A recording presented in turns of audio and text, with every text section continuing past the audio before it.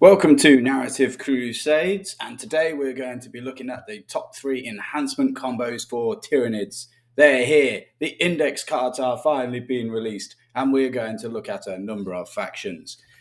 Couple of notices before we start. Our campaign pack is wrapping up now. It's the end of 9th. We will, however, be carrying the results over to 10th and our future campaigns. So please do submit your results. You can do in the comments below. And if you still have time before Leviathan arrives, there's still time to play some of the games found in that campaign pack. We are still giving away a Warhound. Once we reach 2,000 subscribers, we will be doing so. We've said a thank you to our community who supported us so far and gave away a free model, even though we didn't hit our target. We will be giving our Patreons a free combat patrol this month. It's not too late to join that either. Let's dig into some Tyranids. Stratagem-wise, it's important to consider these when we think about our enhancements, because we're going to want to combo those together as much as we can.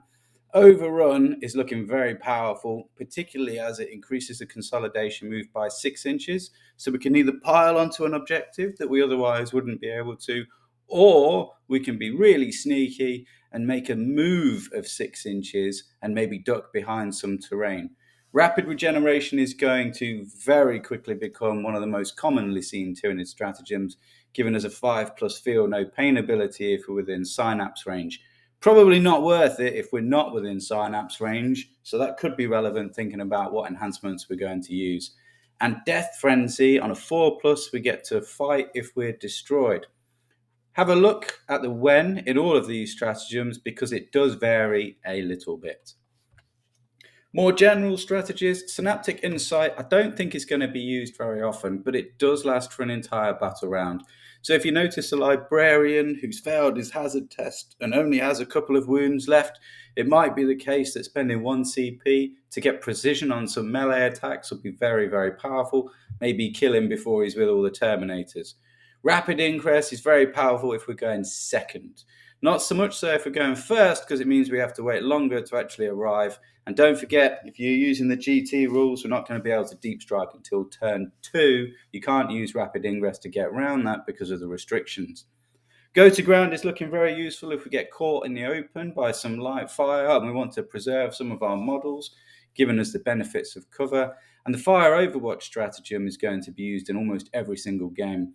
24-inch range is huge. Look out for it, especially indirect fire weapons and anything with the torrent keyword. Looking at the actual enhancements, the Tyranids have got 4 at the moment. It says in the core rules that we can choose 3. However, a number of battle reports that are now coming out who've got early access to the GT pack seem to only be using 2. I find this a bit strange considering they're free, so I'm thinking that the GT pack is going to say we're only allowed 2. So I'm going to operate on that basis with the possibility of thinking about a third one.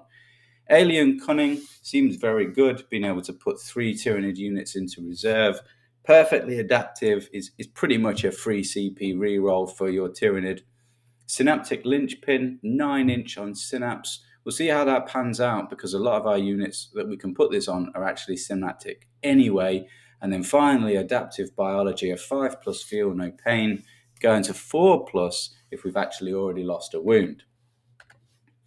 Firstly, the Winged Hive Tyrant. Bit of a monster with a 12-inch move. He's toughness 9. He's got 10 wounds.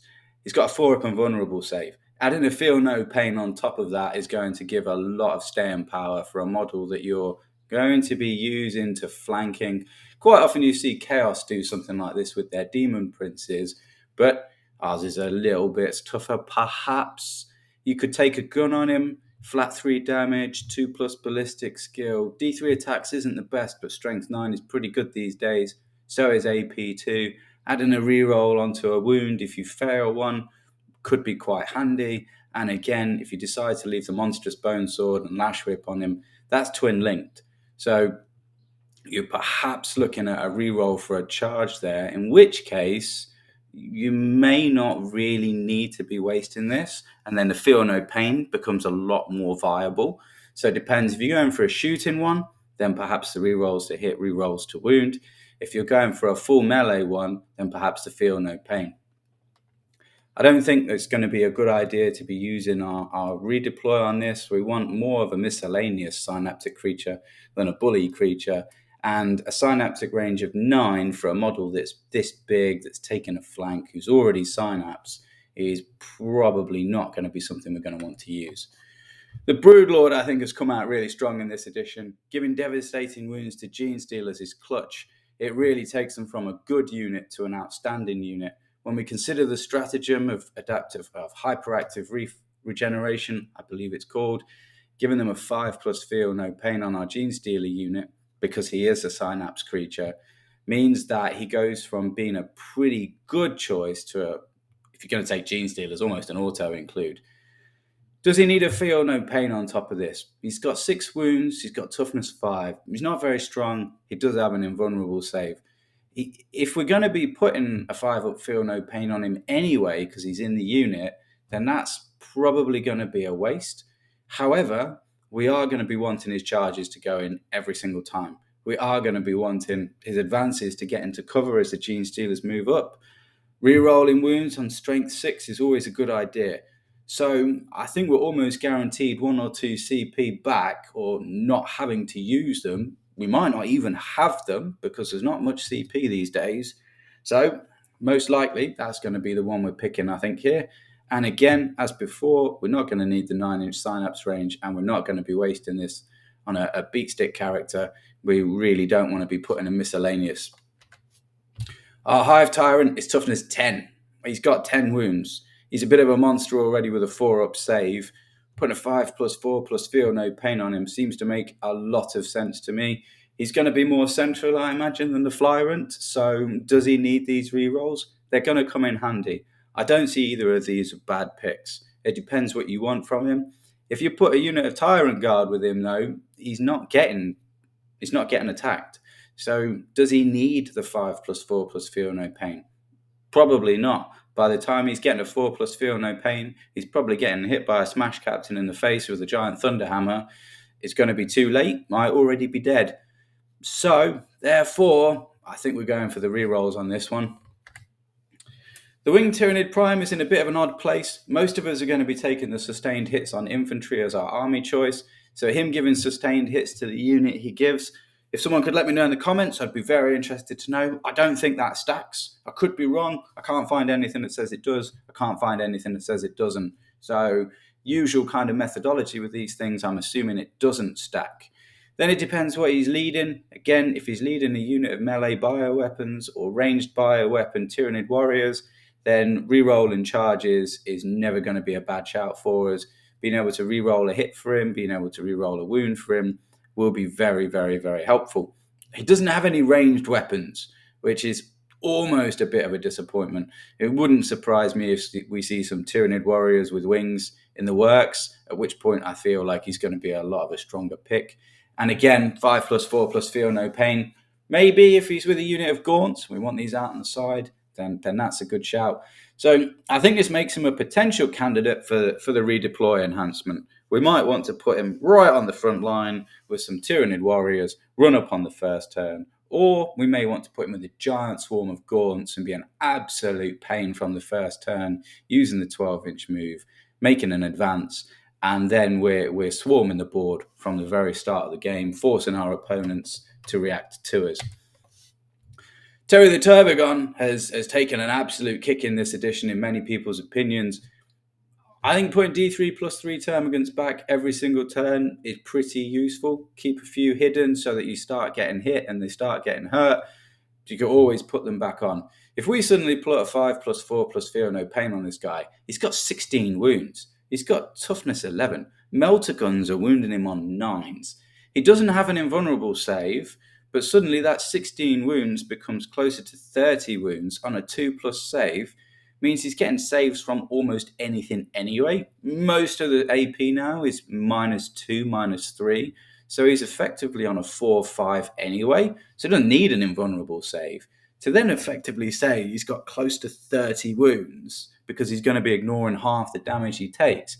This guy might be able to sit in the middle of the board and take an absolute beating all the time, putting more termagants back on the board and giving them lethal hits. It could rack up. It could hurt. I'm going to be considering doing some trolling with him. Rerolls, waste of time, doesn't need them. He's got rubbish weapons, and you can't reroll how many termagants you get back anyway.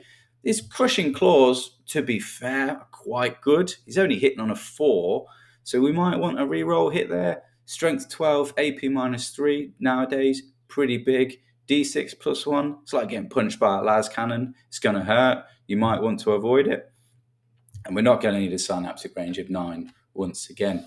The Neurotyrant is an interesting choice for us. He's more of a miscellaneous pick. We're not going to want to send him charging in, and the range of 18 seems to leave him a little bit vulnerable. Possibly a choice for a sneaky Overwatch if it comes to it, though at strength 5 -1 AP.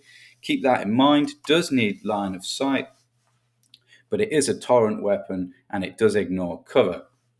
Giving him the Feel No Pain might give him a layer of protection. He is fairly tough at toughness 8. He is also quite slow, sadly.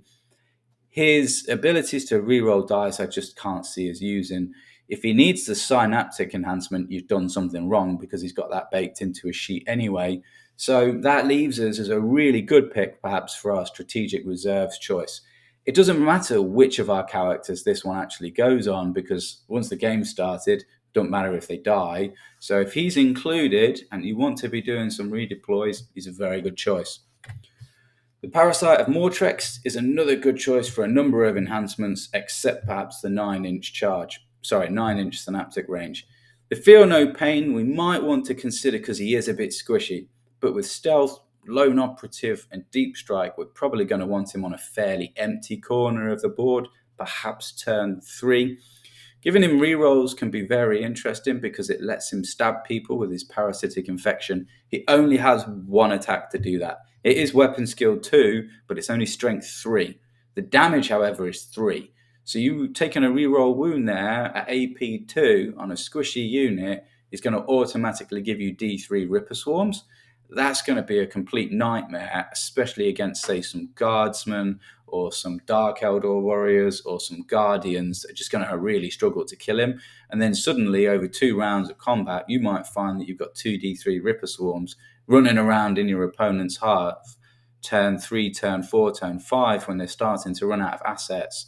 Ripper Swarms halve units OBSEC as well, and then suddenly you might be sneaking an objective late game. If you didn't have that reroll, you might not get that. Who's going to be the winners then? The Broodlord has to be a big winner. The rerolls mean that we're going to be taking some kind of CP save here.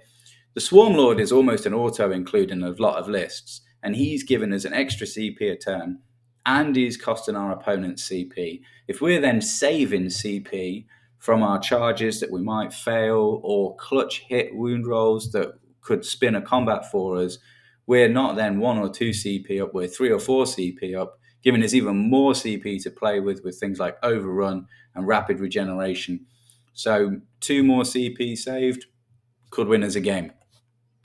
The Winged Hive Tyrant is a mobile bully on flanks.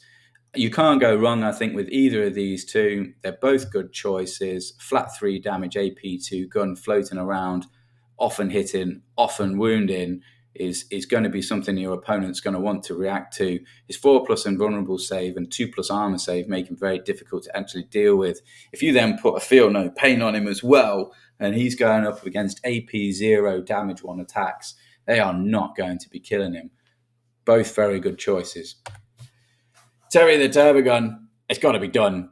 It's got to be a bully at some point. It's got to go for a bit of a trolling. I will be doing this. Probably more for fun than real competitive viability, but it could be interesting to see what he actually lives against. I wonder how long he'll live against a brick of Terminators in close combat. Overall then, considering we're going to be taking the Swarmlord in nearly every single list, I think it comes down to the Broodlord or the Hive Tyrant to take one of our enhancements, and then more of a miscellaneous character to probably be taking the redeploy. Now, Synaptic Linchpin is just out, in my opinion. It's the one that gives you the 9-inch synaptic range. It's just not as good as the others. We can get around it with smart movement. There are other tools available that do exactly the same thing. Alien Cunning, however, nearly always useful, given as a redeploy. Lets us be really, really aggressive from the start. So probably one you're going to want to pick. That can go on a miscellaneous character. So that really leaves us with a Broodlord or the Winged Hive Tyrant taking rerolls or bonuses to Feel No Pain. The Broodlord is going to be having a 5+ Feel No Pain most of the time anyway, because he's going to be with a Gene Stealer unit that we're going to be giving rapid regeneration to. Therefore, probably not worth taking for him. However, rerolls, bonus CP, very much worth pivoting into. The Hive Tyrant on the other side, both of these are very, very viable. If you can put him on a flank with damage 1 creatures with no AP, they have absolutely no hope of dealing with him. So if you're then charging into combat because you've decided to give him lots of stabby claws, that 4+ Feel No Pain with his 2+ armor save and a toughness of 9, he's just not going to die. If you want him more as a mobile artillery cannon, then perhaps the reroll wounds are going to make the difference.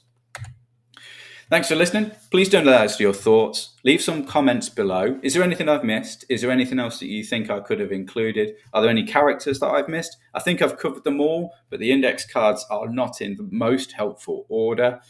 Also, please do leave a comment just saying what you thought was quite good. It does help with the algorithm. And like and subscribe. And thank you for listening. Final little plug. Our Patreons will be getting a free combat patrol this month. It will not be too late to join.